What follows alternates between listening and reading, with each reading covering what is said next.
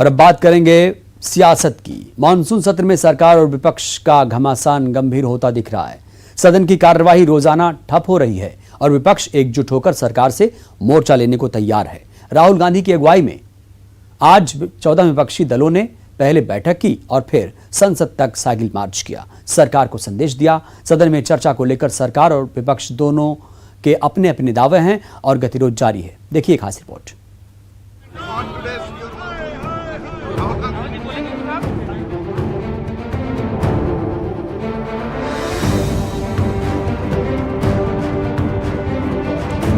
हम पेगासस राष्ट्रीय सुरक्षा का मुद्दा है।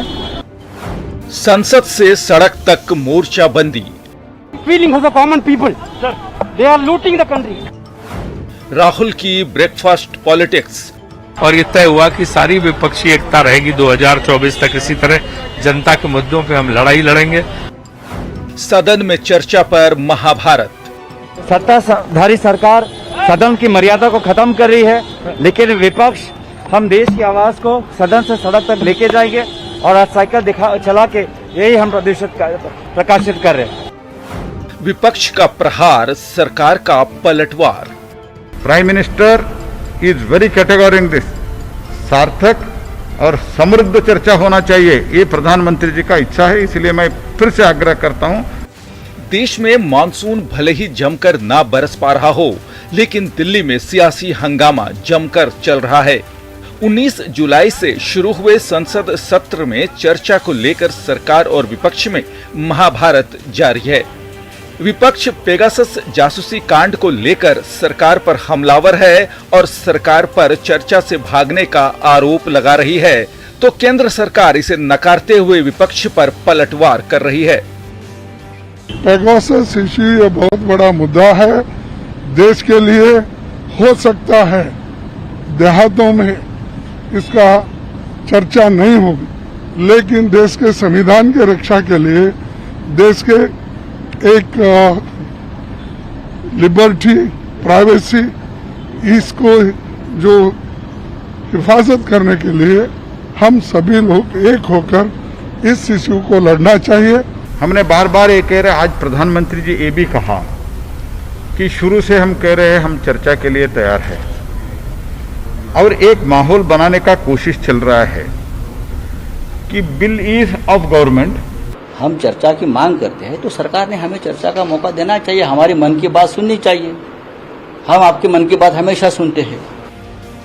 केंद्र पर दबाव बनाने के लिए संयुक्त विपक्ष ने संसद तक साइकिल मार्च किया। विपक्ष इस मार्च के जरिए महंगाई, किसान और पेगासस के मुद्दे पर सरकार को घेरने की कोशिश कर रही है। ये सरकार का क्या है, असली मुद्दे ऊपर चर्चा होना। इनका बिल जो 10-15 बिल पास कराने का था, पास कर लिया। अभी जो महंगाई के ऊपर चर्चा हुआ क्या, पेगासस के ऊपर चर्चा हुआ क्या, और इनका जो सबसे ज्यादा अभी फार्मर्स बिल चल रहा है, प्रोटेस्ट चल रहा है, उसके ऊपर कोई चर्चा नहीं है ना। 8 महीने से किसानों की सुन रहे हैं जो सड़कों पे बैठे, घर बार छोड़ के, अपने किसान अपने खेत फसल छोड़ के, और ना ही इधर संसद के अंदर हम एडजॉर्नमेंट मोशन के ऊपर हर रोज 12 दिन से दे रहे हैं। एजेंडा यही था कि ऑपोजिशन यूनाइटेड है, ऑपोजिशन एक साथ एकजुट होकर उन मुद्दों पे लड़ेगी जो जनता के अधिकारों के मुद्दे हैं, जनता से जुड़े हुए मुद्दे हैं। वो महंगाई हो, अर्थव्यवस्था हो, और जिस तरीके से नेशनल इंटरेस्ट को कॉम्प्रोमाइज किया जा रहा है, नेशनल सिक्योरिटी को कॉम्प्रोमाइज किया जा रहा है, किसानों के खिलाफ काम हो रहा है। आपको बता दें कि इससे पहले दिल्ली के कॉन्स्टिट्यूशनल क्लब में राहुल गांधी की अध्यक्षता में 14 विपक्षी दलों ने बैठक कर एकजुटता का संदेश दिया। तो बीजेपी संसदीय दल की बैठक में सरकार ने भी विपक्ष के मुद्दों की काट के लिए रणनीति तैयार की। हालांकि विपक्ष की बैठक में आप और बीएसपी शामिल नहीं रही, लेकिन शिवसेना, एनसीपी और टीएमसी समेत लगभग पूरा विपक्ष इस बैठक में शामिल रहा, जिसका संदेश साफ था कि सरकार जनता की आवाज सुने। लेकिन 100% का सवाल है कि पहल किसकी ओर से होगी, क्योंकि सरकार और विपक्ष दोनों चर्चा का दावा तो करते हैं, लेकिन हंगामे के लिए भी पूरी तरीके से जिम्मेदार दिखते हैं। Bureau report, news 18 network.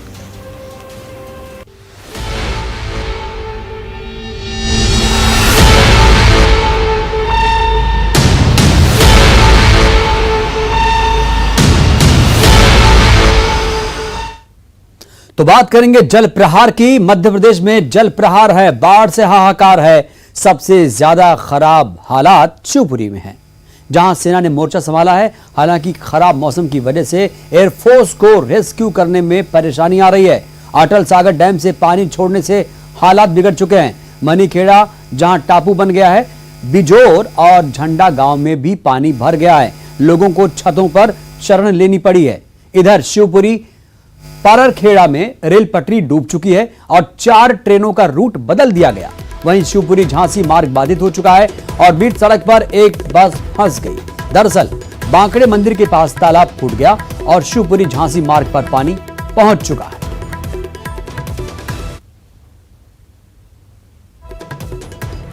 तो ये तस्वीरें आप देख रहे हैं, 6 तस्वीरें आपके सामने।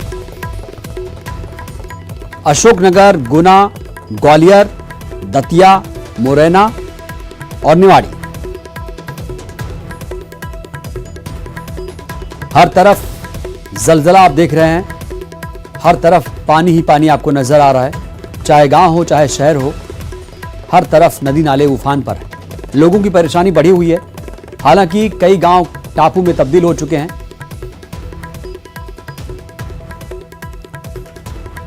इधर दतिया में भी भारी बारिश की वजह से नदी नाले उफान पर हैं। कई इलाकों में बाढ़ जैसे हालात पैदा हो गए हैं। यहां मंदिर में फंसे 2 पुजारियों को प्रशासन ने हेलीकॉप्टर के जरिए रेस्क्यू कर बाहर निकाला। दरअसल मंदिर के चारों तरफ पानी भर जाने से 2 पुजारी मंदिर में फंस गए थे और गृह मंत्री से मदद की गुहार लगाई थी, जिसके बाद प्रशासन ने इन्हें मंदिर से सुरक्षित बाहर निकाल लिया। और दतिया की एक और तस्वीर सामने आई, जहां भारी बारिश से पुल का एक हिस्सा टूट गया। यहां पुल के ऊपर से सिंध का पानी, जो सिंध नदी है, उसका पानी कैसे बह रहा है आप देख पा रहे हैं। और रतनगढ़ पुल का ये पूरा नजारा आपके सामने है। कितनी तेज रफ्तार से ये पानी बह रहा है आप अंदाजा लगा सकते हैं। भारी बारिश से पुल किस तरीके से टूटा है आप देख रहे हैं।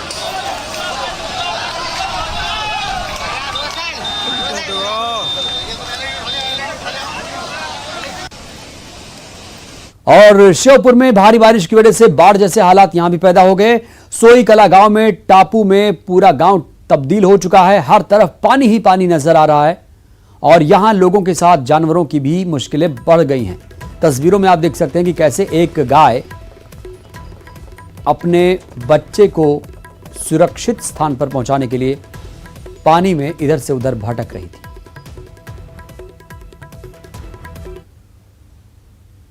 गृहमंत्री नरोत्तम मिश्रा बाढ़ प्रभावित इलाकों के दौरे पर रवाना होने से पहले न्यूज 18 से खास बातचीत की। प्रदेश में बाढ़ के हालात पर गृह मंत्री ने कहा कि ग्वालियर चंबल के गांव में स्थिति चिंताजनक है। रतनगढ़ माता मंदिर का पुल क्षतिग्रस्त होने से परेशानी बढ़ी है। कई लोग अभी बाढ़ में फंसे हुए हैं। हालांकि अब तक करीब 2000 लोगों को निकाला जा चुका है। बाढ़ पर कांग्रेस के ट्वीट पर मंत्री नरोत्तम मिश्रा ने पलटवार करते हुए कहा कि बाढ़ के हालात में भी कांग्रेस केवल ट्वीट ही करती रहेगी।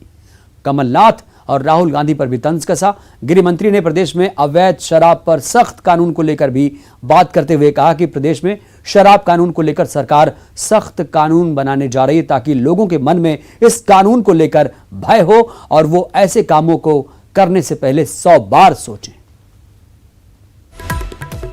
बाढ़ की और आप कहां का दौरा करेंगे? कुछ स्थिति गाँव में तो चिंताजनक है। ग्वालियर चंबल के लगभग 200 गांव प्रभावित हैं। 22 गांव थोड़ा चिंता वाले हैं।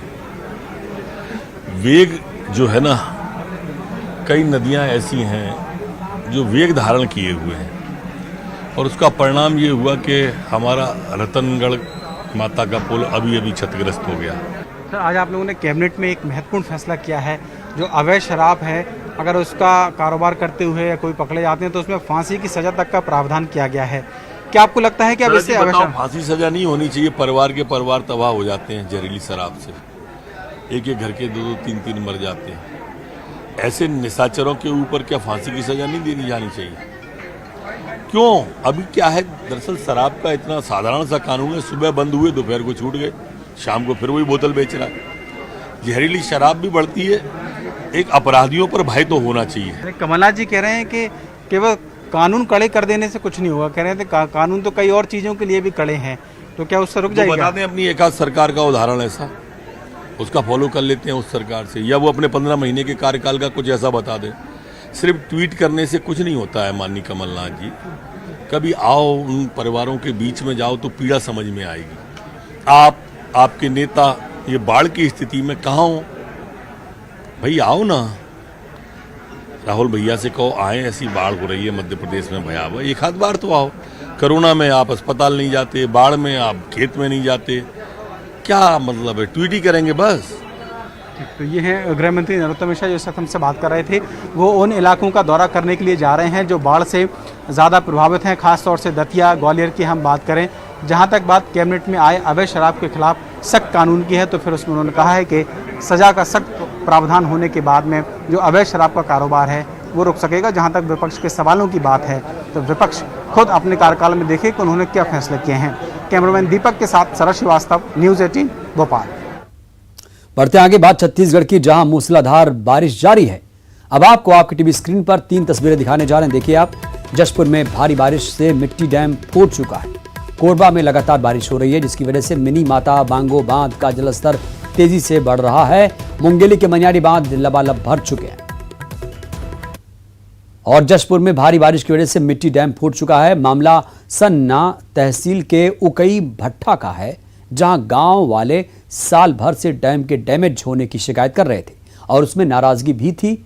इनका आरोप है कि गुणवत्ता विहीन निर्माण के कारण बांध की ये हालत हुई और ऐसा नहीं होना चाहिए था। खबर कोरबा से, जहां लगातार हो रही बारिश की वजह से मिनी माता बांगो बांध का जलस्तर तेजी से बढ़ रहा है। फिलहाल बांध का जलस्तर 356 मीटर पहुंच चुका है। अगर इसी गति से जलस्तर बढ़ता रहा तो 15 अगस्त के बाद गेट खोलने की नौबत आ सकती है। मुंगेली के मनियारी बांध लबालब भर चुके हैं। बांध का खूबसूरत नजारा देखने के लिए लोगों की भारी भीड़ उमड़ रही है। इस दौरान लोगों की लापरवाही भी देखने को मिल रही है। पानी के तेज बहाव के बीच लोग जान जोखिम में डालकर सेल्फी ले रहे हैं। और यहां वक्त हो चला एक छोटे से ब्रेक का।